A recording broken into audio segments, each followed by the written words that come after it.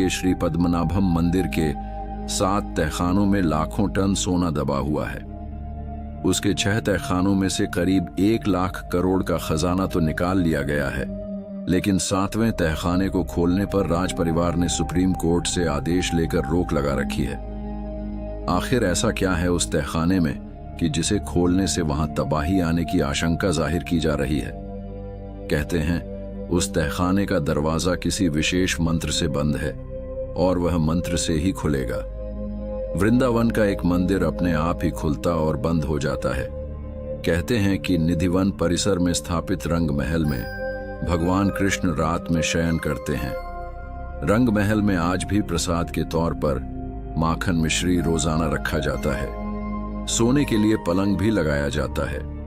सुबह जब आप इन बिस्तरों को देखें तो साफ पता चलेगा कि रात में यहां जरूर कोई सोया था और प्रसाद भी ग्रहण कर चुका है। इतना ही नहीं, अंधेरा होते ही इस मंदिर के दरवाजे अपने आप बंद हो जाते हैं। इसलिए मंदिर के पुजारी अंधेरा होने से पहले ही मंदिर में पलंग और प्रसाद की व्यवस्था कर देते हैं। मान्यता के अनुसार यहाँ रात के समय कोई नहीं रहता है, इंसान छोड़िए पशु पक्षी भी नहीं। ऐसा बरसों से लोग देखते आए हैं, लेकिन रहस्य के पीछे का सच धार्मिक मान्यताओं के सामने छुप सा गया है। यहाँ के लोगों का मानना है कि अगर कोई व्यक्ति इस परिसर में रात में रुक जाता है तो वह तमाम सांसारिक बंधनों से मुक्त होकर मृत्यु को प्राप्त हो जाता है। 2. अश्वत्थामा। महाभारत के अश्वत्थामा याद हैं आपको? कहा जाता है कि अश्वत्थामा का वजूद आज भी है। दरअसल पौराणिक मान्यताओं के अनुसार अपने पिता की मृत्यु का बदला लेने निकले अश्वत्थामा को उनकी एक चूक भारी पड़ी और भगवान श्री कृष्ण ने उन्हें युगों युगों तक भटकने का श्राप दे दिया। ऐसा कहा जाता है कि पिछले लगभग 5000 वर्षों से अश्वत्थामा भटक रहे हैं। मध्य प्रदेश के बुरहानपुर शहर से 20 किलोमीटर दूर असीरगढ़ का किला है। कहा जाता है कि इस किले में स्थित शिव मंदिर में अश्वत्थामा आज भी पूजा करने आते हैं। स्थानीय निवासी अश्वत्थामा से जुड़ी कई कहानियां सुनाते हैं। वे बताते हैं कि अश्वत्थामा को जिसने भी देखा उसकी मानसिक स्थिति हमेशा के लिए खराब हो गई। इसके अलावा कहा जाता है कि अश्वत्थामा पूजा से पहले किले में स्थित तालाब में नहाते भी हैं। बुरहानपुर के अलावा मप्र के ही जबलपुर शहर के गौरी घाट नर्मदा नदी के किनारे भी अश्वत्थामा के भटकने का उल्लेख मिलता है। स्थानीय निवासियों के अनुसार कभी कभी वे अपने मस्तक के घाव से बहते खून को रोकने के लिए हल्दी और तेल की मांग भी करते हैं। इस संबंध में हालांकि स्पष्ट और प्रामाणिक आज तक कुछ भी नहीं मिला है। 3. समुद्र के नीचे द्वारिका गुजरात के तट पर भगवान श्री कृष्ण की बसाई हुई नगरी यानी द्वारिका। इस जगह का धार्मिक महत्व तो है ही, रहस्य भी कम नहीं है। कहा जाता है कि कृष्ण की मृत्यु के साथ उनकी बसाई हुई यह नगरी समुद्र में डूब गई। आज भी यहां उस नगरी के अवशेष मौजूद हैं, लेकिन प्रमाण आज तक नहीं मिल सका कि यह क्या है। विज्ञान इसे महाभारत कालीन निर्माण नहीं मानता। काफी समय से जाने माने शोधकर्ताओं ने यहां पुराणों में वर्णित द्वारिका के रहस्य का पता लगाने का प्रयास किया, लेकिन वैज्ञानिक तथ्यों पर आधारित कोई भी अध्ययन कार्य अभी तक पूरा नहीं किया गया है। 2005 में द्वारिका के रहस्यों से पर्दा उठाने के लिए अभियान शुरू किया गया था। अभियान में भारतीय नौसेना ने भी मदद की।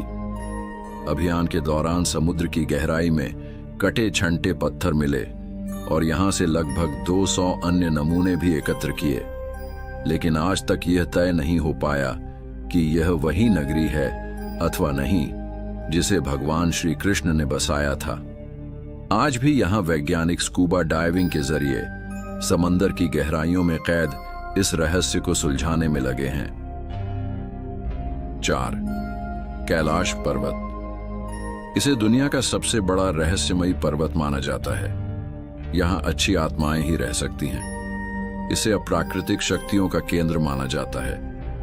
यह पर्वत पिरामिड नुमा आकार का है। वैज्ञानिकों के अनुसार यह धरती का केंद्र है।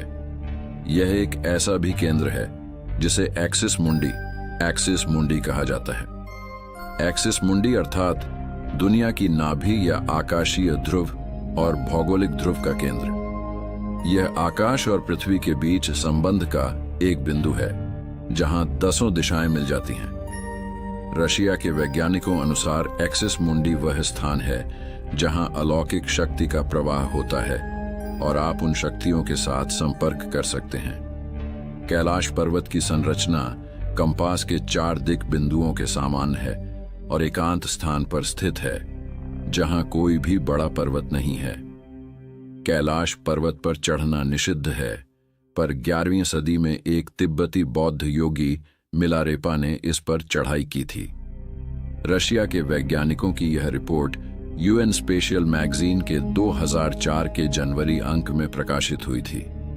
कैलाश पर्वत 4 महान नदियों के स्रोतों से घिरा है, सिंध, ब्रह्मपुत्र, सतलुज और कर्णाली या घाघरा, तथा 2 सरोवर इसके आधार हैं।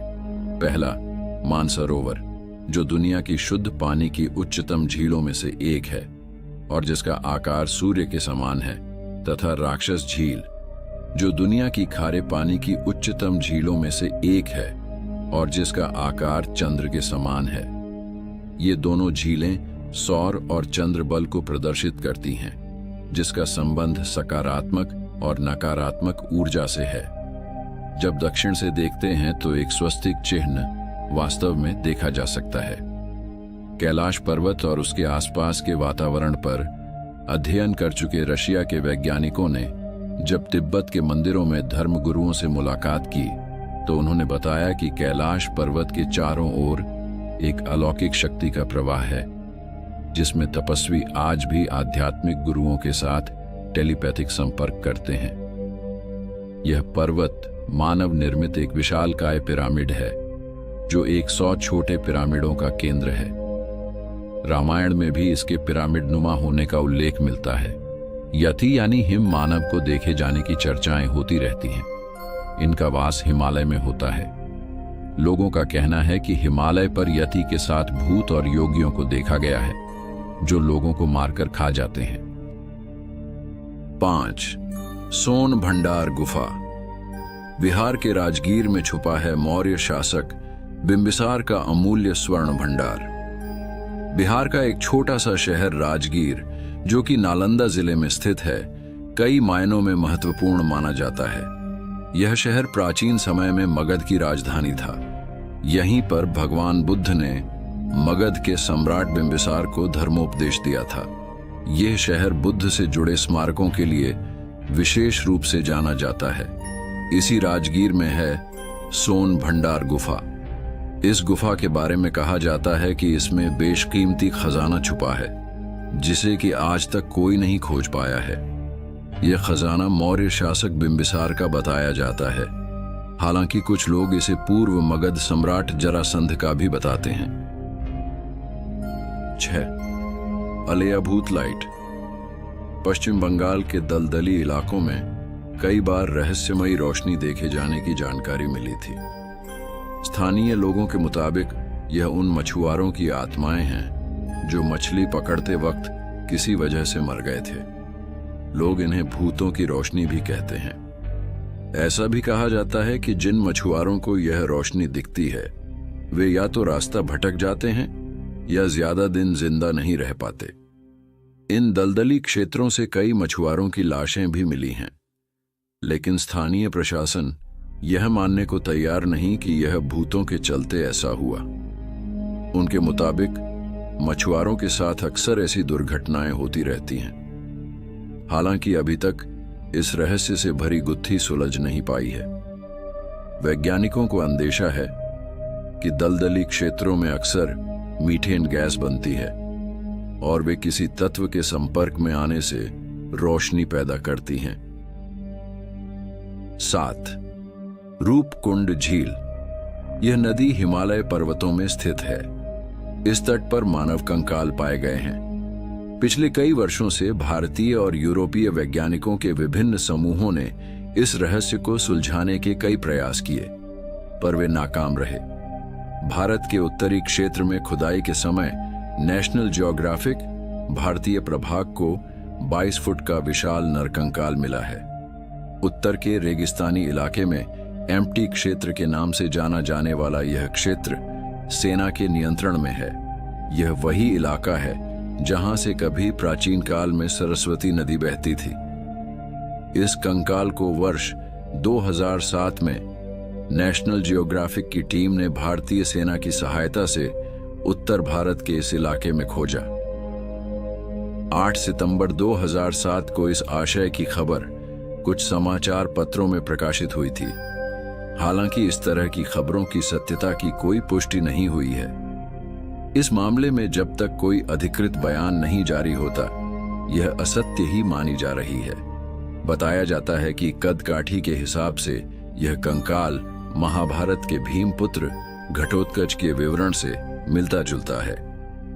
हालांकि इसकी तुलना अमेरिका में पाए जाने वाले बिगफुट से भी की जा रही है, जिनकी औसत हाइट अनुमानतः 8 फुट की है। इसकी तुलना हिमालय में पाए जाने वाले यति से भी की जा रही है, जो बिगफुट के समान ही है। माना जा रहा है कि इस तरह के विशालकाय मानव 5 लाख वर्ष पूर्व से 1 करोड़ 20 लाख वर्ष पूर्व के बीच में धरती पर रहा करते थे, जिनका वजन लगभग 550 किलो हुआ करता था।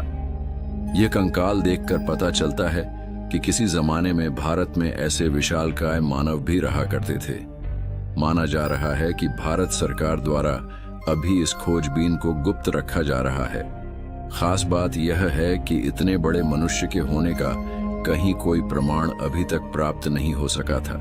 क्या सचमुच इतने बड़े आकार के मानव होते थे?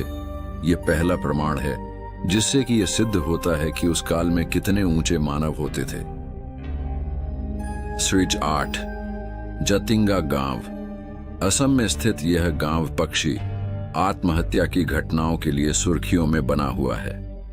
कहा जाता है कि पक्षी यहां आकर आत्महत्या करते हैं। जापान के माउंट फूजी तलहटी में आवकीगोहारा के घने जंगल में जिस तरह से लोग आत्महत्या करने आते हैं, ठीक उसी तरह से मानसून की बोझिल रात में जतिंगा के आसमान पर मंडराने लगता है मौत का काला साया।